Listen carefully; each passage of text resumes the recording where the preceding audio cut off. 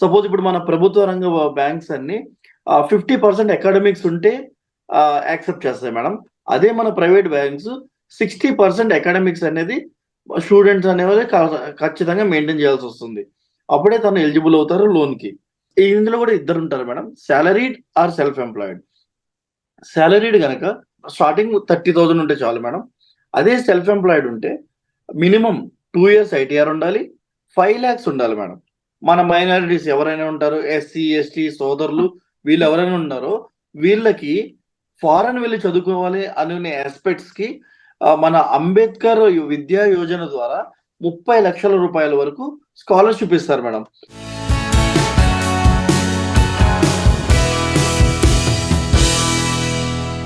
నమస్తే, welcome to Swarna talks.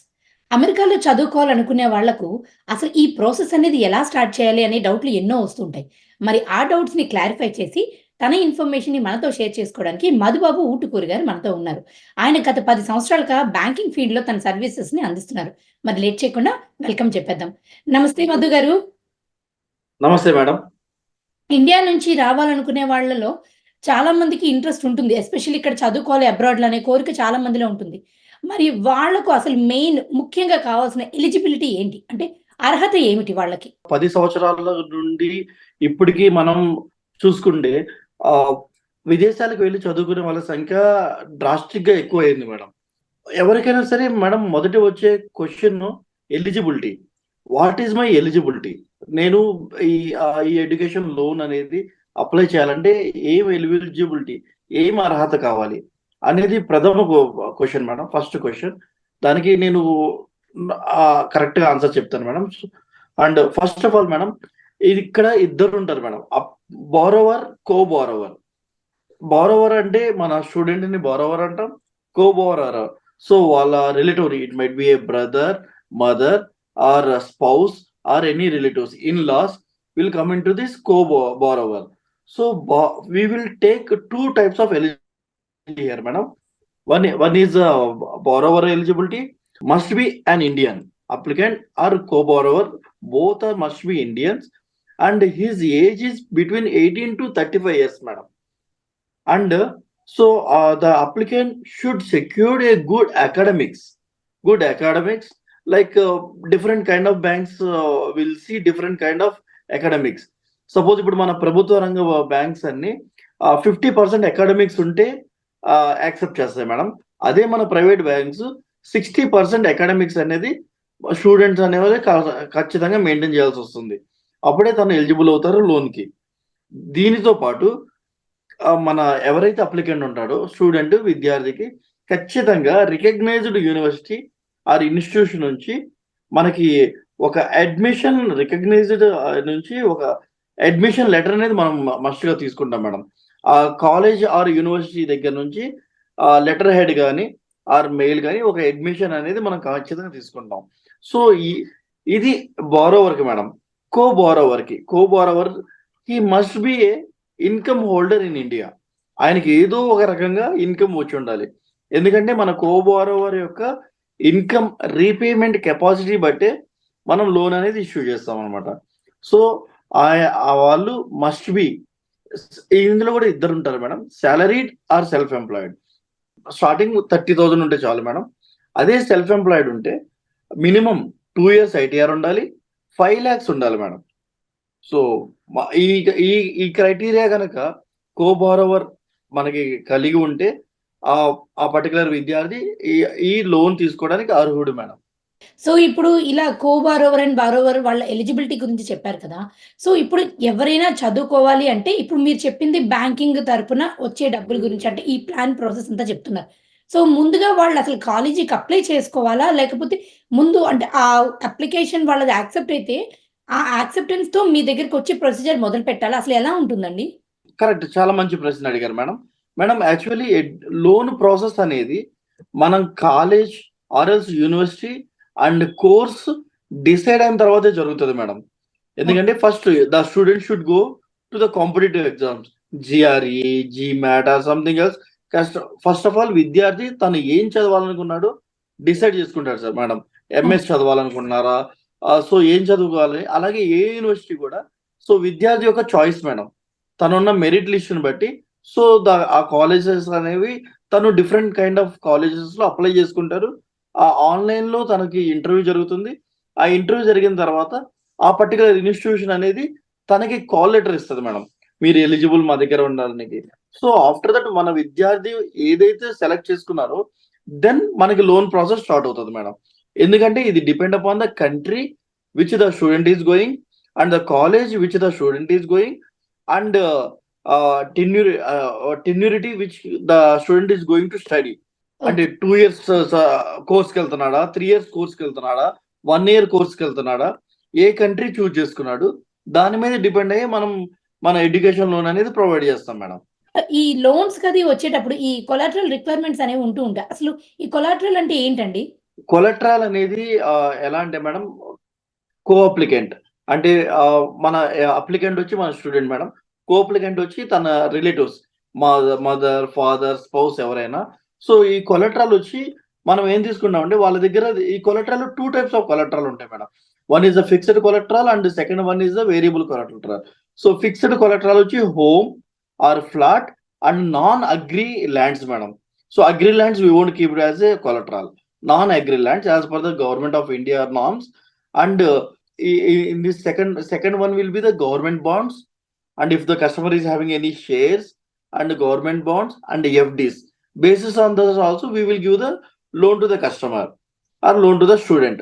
So ma'am, if you come into this collateral issue madam, some banks like in India are giving the loans without collateral, but what happened madam, the amount will be very less. Like they will give only maximum 7.5 lakhs without any collateral. If it is a government banks అయితే. అదే private banks అయితే 10 lakhs నుంచి 15 lakhs వరకు మాత్రమే collateral లేకుండా provide చేయగలరు. Okay. అంటే కానీ అది కొలాటరల్ చాలా నామినల్ అమౌంట్ మేడం. అదే ఇప్పుడు యూఎస్‌కి రావాలి, ఇలా వేరే దేశాలకెళ్ళి చదువుకోవాలనుకున్న వాళ్ళకి 10,00,000, 7,00,000 అనేది యాక్చువల్‌గా అసలు వాళ్ళ ట్రావెల్ ఖర్చులకిను, స్టేయింగ్ ఖర్చుల్లోనే అయిపోతుంది. కానీ అలా Yes కాకుండా ma'am. వాళ్ళు చదువుకోవడానికి ఇప్పుడు కొలాటరల్ ద్వారా పెడితే ఆహ్, ఎంత అంటే వాళ్ళు చదువుకునే దాన్ని మొత్తం లోన్ అంతా కూడా ఇక్కడ బ్యాంక్స్ ద్వారా సపోర్ట్ వస్తుందా అండి? వస్తుంది మేడం. యాక్చువల్లీ ఇక్కడ కొలెటరల్‌తో అప్ టు 70 lakhs దాకా మనం కస్టమర్‌కి లోన్ అనేది ప్రొవైడ్ చేయగలుగుతాం మేడం. ఒక స్టూడెంట్ గనక 2 ఇయర్స్ చదువుకోవాలి అనుకోండి. ఫర్ ఎగ్జాంపుల్ ఒక 1,00,00,000 అవుతుందనుకుందాం. అంటే 100,000 అనుకోండి. అంటే మీకు ఇంచుమించు అక్కడ ఎంత 80,00,000 అట్లా అవుతుంది. సో, ఇప్పుడు యెస్ మ్యామ్. 80,00,000-90,00,000 మధ్యలో అయ్యేటప్పుడు ఆ మనీ మొత్తం ఇప్పుడు పలానా యూనివర్సిటీలో వచ్చాం కాబట్టి దాంట్లో ఎక్కువ ఫీజ్ కాబట్టి ఎక్కువ లోన్ రావటం. వేరే దాంట్లో తక్కువ అంటే ఆ మార్జిన్ అనేది ఉంటుందా? అక్కడి నుంచి మీరు ఇచ్చేటప్పుడు? ఉంటుంది మేడం. ఫస్ట్ ఆఫ్ ఆల్ మనం ఏం చేస్తామంటే మేడం, ఫస్ట్ మేము విద్యార్థి యొక్క అవసరాలను అర్థం చేసుకుంటాం మేడం. ఫస్ట్ తనేంటంటే యూనివర్సిటీని సెలెక్ట్ చేసుకున్న తర్వాత, కోర్స్ సెలెక్ట్ చేసుకున్న తర్వాత, యూనివర్సిటీ విద్యార్థికి ఫీ స్ట్రక్చర్ అనేది ప్రొవైడ్ చేస్తుంది మేడం. సో, ఆ ఫీ స్ట్రక్చర్‌లో మాకేం తెలుస్తుందంటే, సో, విద్యార్థి తీసుకున్న కోర్సు, విద్యార్థి తీసుకున్న యూనివర్సిటీ, విద్యార్థికి కావాల్సిన అమౌంట్ ఎంత రిక్వైర్మెంట్ ఉంది. అది 2 సంవత్సరాల కోర్సా? 3 సంవత్సరాల కోర్సా? అలాగే ఆ కోర్స్ ఫీ ప్రతి 3 నెలలకి కట్టాలా? 6 నెలలకి కట్టాలా? అనేది మాకు ఆ ఫీ స్ట్రక్చర్‌లో క్లియర్‌గా తెలుస్తుంది మేడం. సపోజ్ దాన్ని బట్టి బ్యాంక్ అనేది నిర్ణయం తీసుకుంటది. ఇప్పుడు సపోజ్ విద్యార్థి అన్ని ఖర్చులతో పాటు 60,00,000 అయిందనుకోండి మేడం. సో, మనం విత్ కొలెటరల్‌తో 70,00,000 దాకా ఇవ్వగలం. ఇంకొకటి మేడం, మనం ఇక్కడ ఒకటి అర్థం చేసుకోవాల్సిందేంటంటే, విద్యార్థి ఆహ్, అబ్రాడ్ వెళ్తున్నప్పుడు తనకి ఒక కాలేజీ ఫీ కాదు madam. There are so many fees are incurred. First ఇక్కడ నుంచి అబ్రాడ్ వెళ్ళడానికి ట్రావెల్ టికెట్స్, అది కూడా ఈ లోన్‌లో మనం ఇంక్లూడ్ చేస్తాం madam. One economy tickets he can able to book to any country which he want. And after this, madam, not only this education fee, there are so many fees here, madam. Transportation fee and library fee, and for his livelihood also, he requires some amount. So we will cover that expenses also in this loan, madam. అంటే మధు గారు ఒక్క నిమిషం. ఇప్పుడు loan అనేది ఏదైతే ఇప్పుడు చదువుకోవడానికి fees ఇప్పుడు నేను చెప్పినట్టు ఒకవేళ 80,00,000 అయిందనుకోండి. ఆ స్టూడెంట్ గనక ట్రావెల్ చేయాలంటే ఇప్పుడు ఫ్లైట్ టికెట్స్ అండ్ అలానే మీరు చెప్పిన ఈ ప్రీ రిక్వెస్ట్ అంటే రిక్వైర్డ్ ఖర్చులు ఏవైతే వాళ్ళు కాలేజీకొచ్చేలోపు అయ్యే ఖర్చు అవన్నిటికి కూడా లోన్స్ ద్వారానే ఇస్తారు. Yes, madam. Based on their collateral, ఆ కొలెటరల్ మనం చూసి అంటే ఆ కొలెటరల్‌ని మేము వాలిడేట్ చేస్తాం madam. Okay. So we will validate the obviously we will validate the documents like if suppose any flat,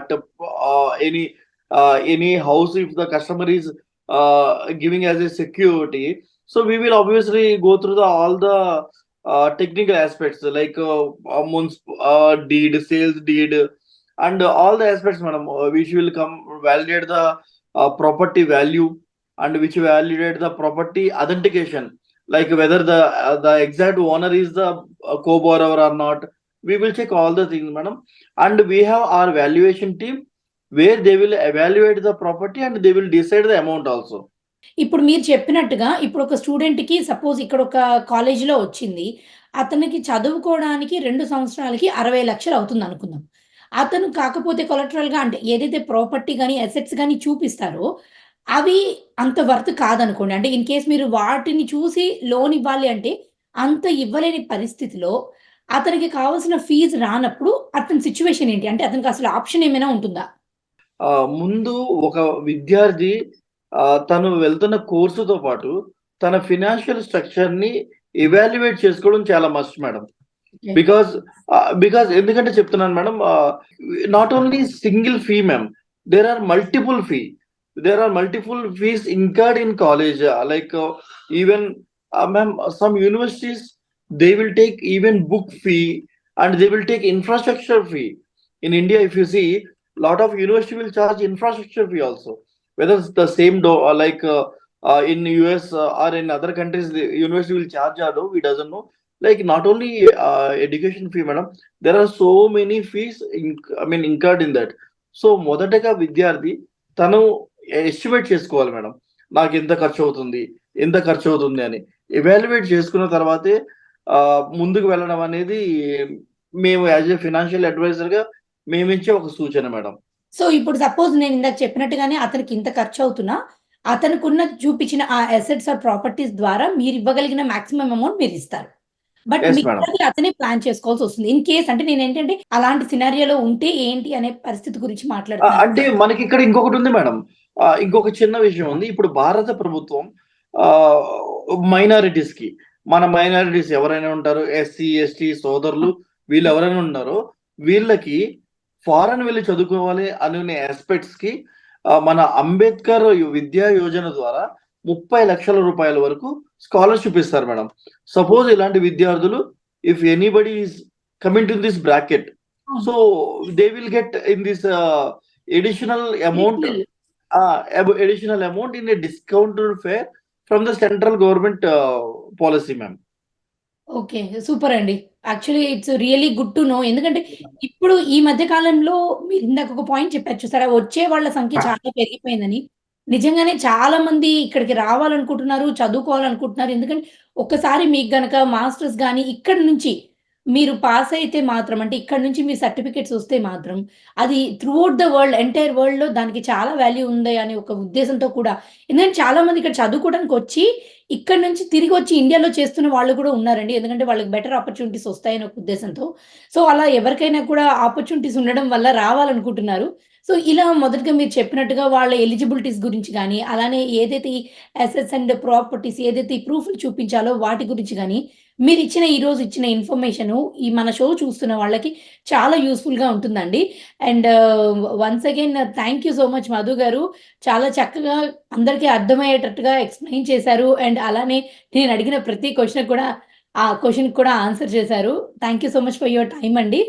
ఆహ్, సో వ్యూవర్స్ మరొకసారి మీ ఎవరికైనా కూడా యూఎస్‌కి రావాలనుకుంటున్నా, రావాలనే ఆలోచన ఉన్నా కూడా వాటికి సంబంధించి ఎటువంటి క్వెషన్స్ అయినా కూడా కామెంట్ రూపంలో మాకు పెట్టండి. నేను మళ్ళీ మధు గారితో మాట్లాడతాను. డిస్కస్ చేసి మీ ముందుకు షో రూపంలో వస్తాము. మీ క్వెషన్స్‌కి ఆన్సర్స్ చేస్తాము. సో దట్ మీకు ఆ కోరికనేది ఉంటే ఆ కలని కలలా కాకుండా నిజంగా నిరూపించుకొని ఆ ఛాన్స్ తీసుకునే అవకాశాన్ని మిస్ చేసుకోకండి. సో, మరి ఇలాంటి మంచి మంచి వండర్‌ఫుల్ ఇన్ఫర్మేషన్స్ కోసం చూస్తూ ఉండండి 'స్వర్ణ టాక్స్ ఇన్ యూఎస్ఏ'. మళ్ళీ మంచి షోతో మీ ముందుకొచ్చేస్తాను. అంతవరకు నమస్తే.